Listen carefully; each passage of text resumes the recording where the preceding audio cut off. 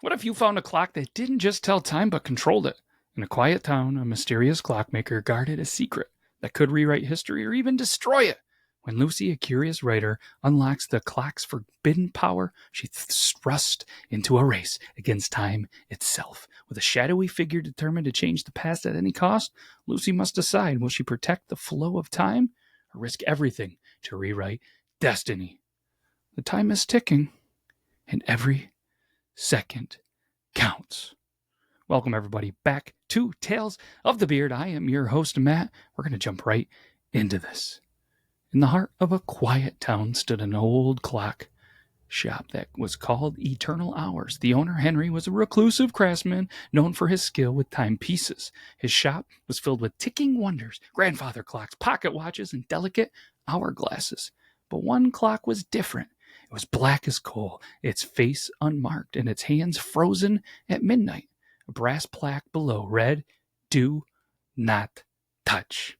The townsfolk often speculated about the clock. Some said it was cursed. Others claimed it was the key to a hidden treasure. Henry, he never confirmed or denied these rumors.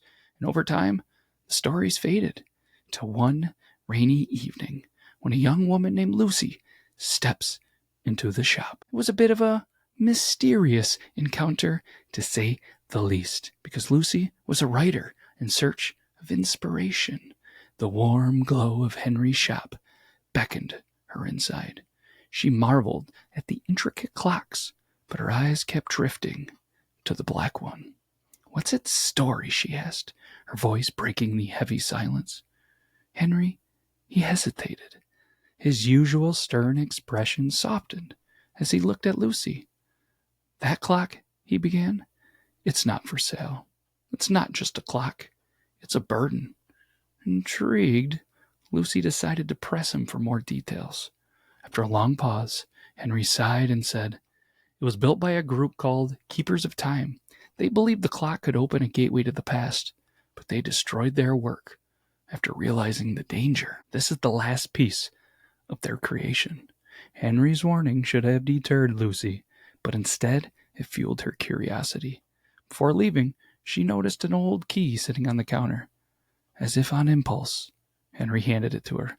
"If you're going to chase answers, take this. But remember, the past is not meant to be rewritten." Lucy spent the night poring over books in the town library, researching the Keepers of Time.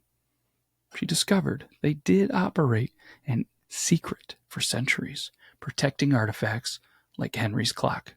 Her research led her to an abandoned chapel on the outskirts of town, rumored to be their last meeting place. The next morning, key in hand, Lucy ventured to the chapel. Inside, she found dust-covered pews, broken stained glass, and an altar carved with strange symbols.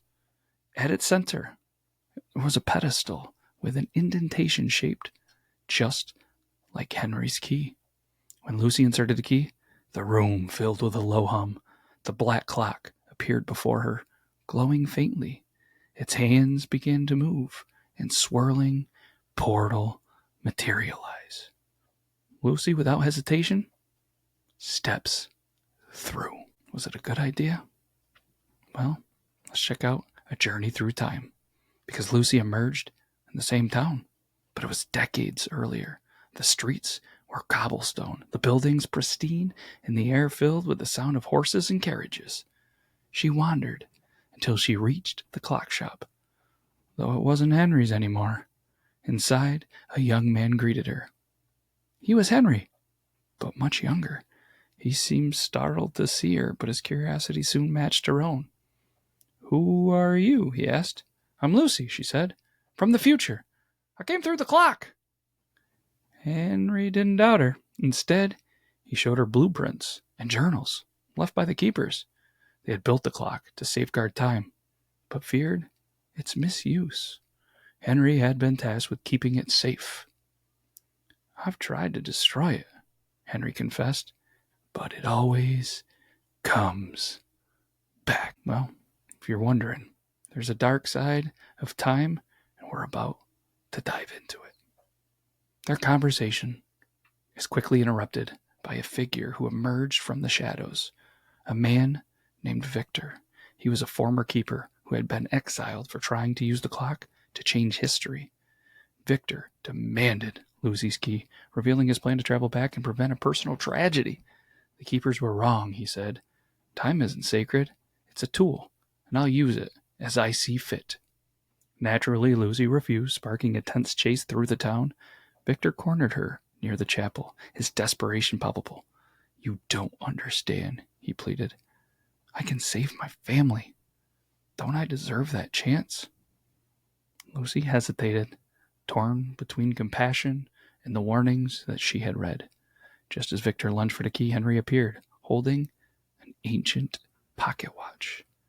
Time punishes those who abuse it, Henry said. He opened the watch, and a bright light engulfed Victor. When it faded, he was gone, erased from time. Shaken but safe, Lucy returned to her time. She handed the key back to Henry, who looked older and wearier than before. Why didn't you stop me? She asked.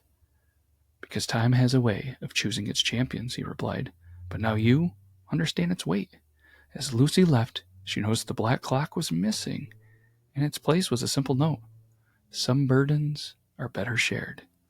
Lucy never saw Henry or the clock again, but she carried the memory and the lesson with her always. Some stories, they're not meant to be rewritten, only remembered. So what would you do if you were given the chance to rewrite your past? Sometimes the greatest strength is in letting time flow as it must. With that being said, that's a wrap. Can't thank you enough for hanging out for another episode of Tales of the Beard. We'll see you next week. Take care, everybody.